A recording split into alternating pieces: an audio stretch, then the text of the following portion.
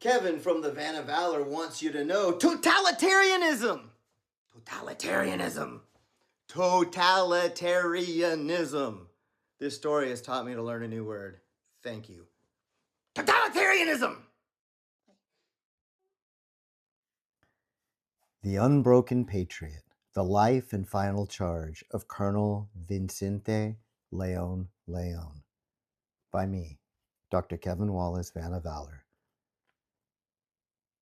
In the warm sun of a January morning, amidst the cheerful chaos of a charity dog walk, a story of immense courage and forgotten sacrifice was quietly shared with me. This happened to Lauren and I all the time underway on the Van of Valor mission. A woman spoke of her father, a man who died not on the battlefields of Europe or in the jungles of Vietnam, but on the shores of his own homeland, fighting for its freedom. His name was Colonel Vicente León León, and his journey from the pinnacle of Cuban military honor to a martyr's death at the Bay of Pigs epitomizes a patriot's unyielding defiance against tyranny.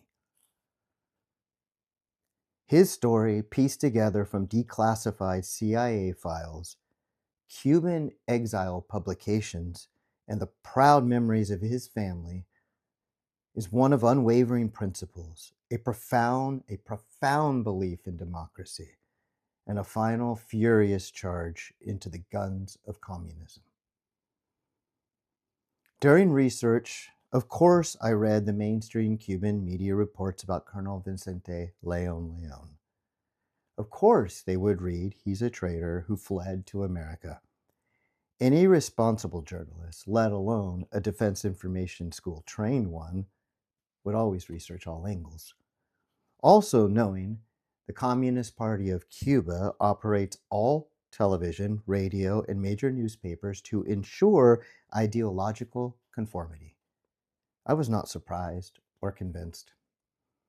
Communism is inherently an evil ideology that systematically dismantles human dignity, economic freedom, and political liberty, replacing them with state-enforced terror, economic ruin, and spiritual enslavement. Born in 1917 in Palmira, Cuba, Vicente León León embodied the ideal of the citizen soldier.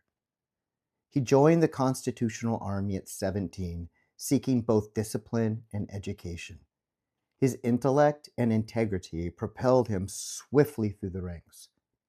He became a respected professor of military tactics at the prestigious Castle of the Morro. Admired by cadets for his fairness and clarity, a dedicated institutionalist, he rose to become the chief of the Presidential Guard, a role that placed him at the very heart of Cuban democracy. His commitment to the constitutional order was tested and proven on March 10th, 1952, when Fulgencio Batista launched his coup. As Batista's forces moved on the presidential palace, Colonel León León did not hesitate. He ordered his guards to defend the seat of the Republic with arms. He fought that day, as Orlando Gutierrez Boronat of the Cuban Resistance Assembly later stated, to defend the Republican institutionality. It was a stand that would tragically highlight the path not taken by others in the military. Despite his opposition to Batista, Colonel León León possessed the clear-eyed vision to see an even greater danger emerging. After the triumph of Fidel Castro's revolution in 1959, he was briefly appointed chief of the new National Revolutionary Police. His tenure lasted mere hours. He quickly discerned the totalitarian direction of the new regime.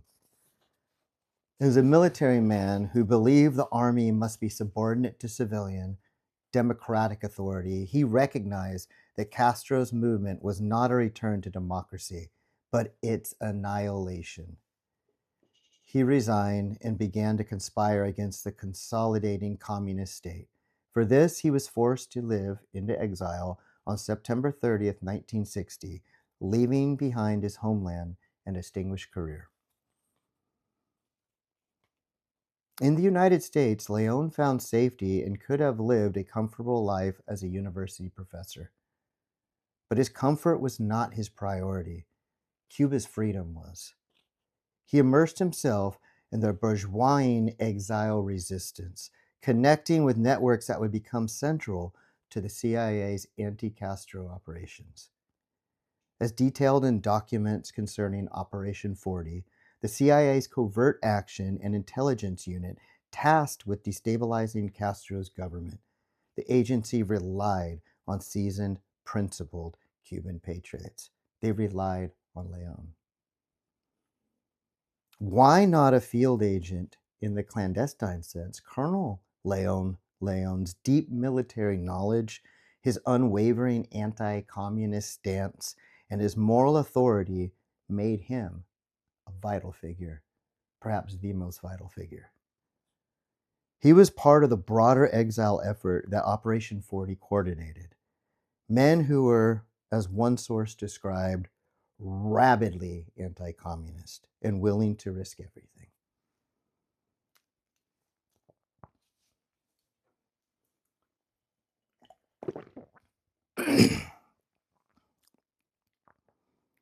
When the call came for the armed invasion at the Bay of Pigs, León did not seek a command position out of privilege. He joined Brigade 2506 as a common soldier. For this former chief of staff of the army, rank was irrelevant. The mission was everything.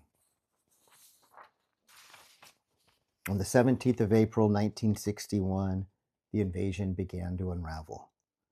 Overwhelmed by Castro's forces and bereft of the promised American air support, the brigade's situation became desperate. As defeat loomed, many fighters prepared to surrender, but not Vicente León León. Eyewitness accounts from fellow brigade members recorded in exiled publications tell of his final moments. Knowing the battle was lost, he nevertheless chose to go forward. It stated, with his sidearm drawn, he charged the advancing enemy lines, firing as he went. It was not an act of blind fury, but of defiant principle.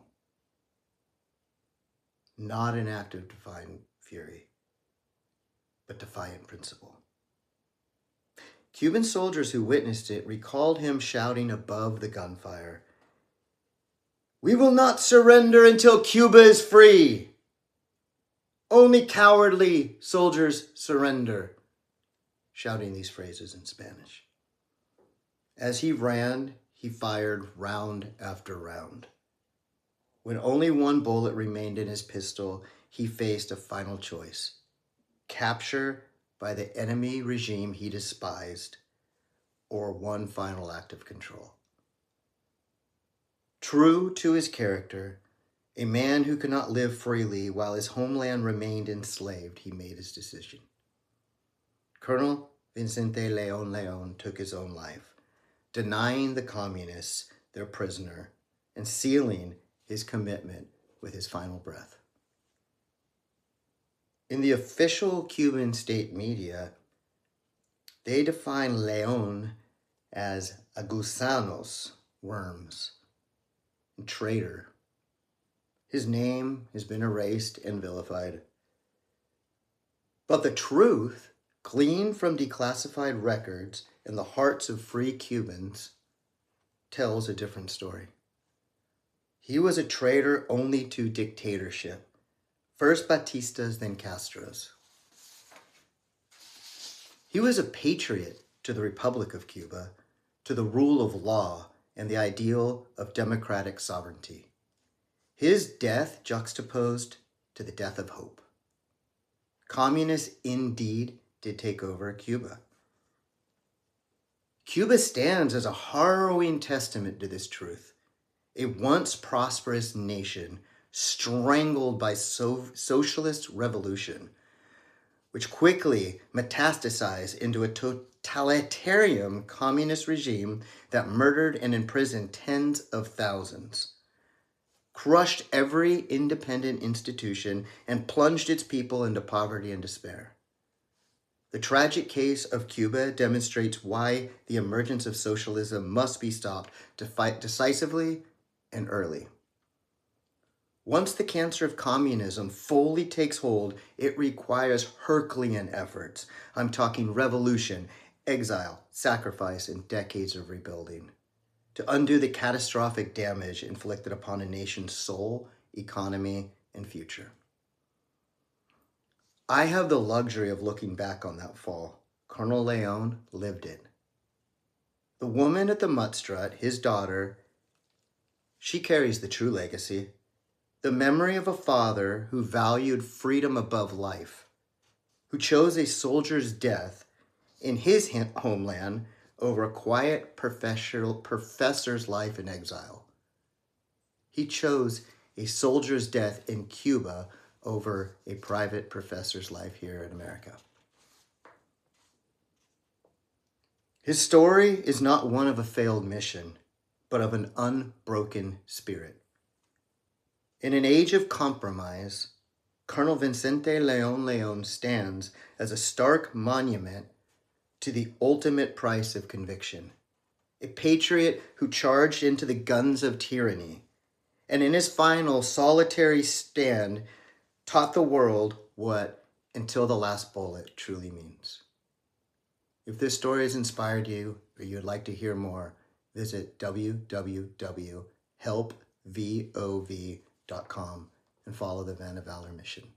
Thank you.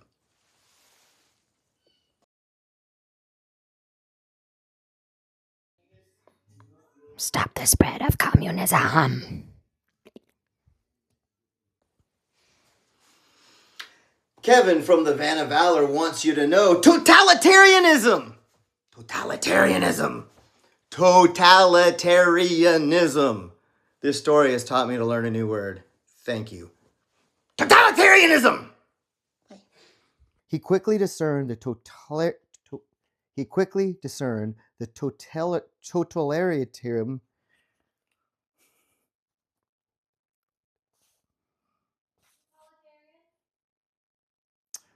4:30. He quickly discerned the totalitarian. Say it one more time.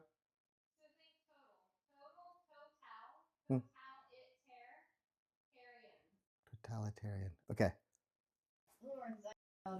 And Kevin W.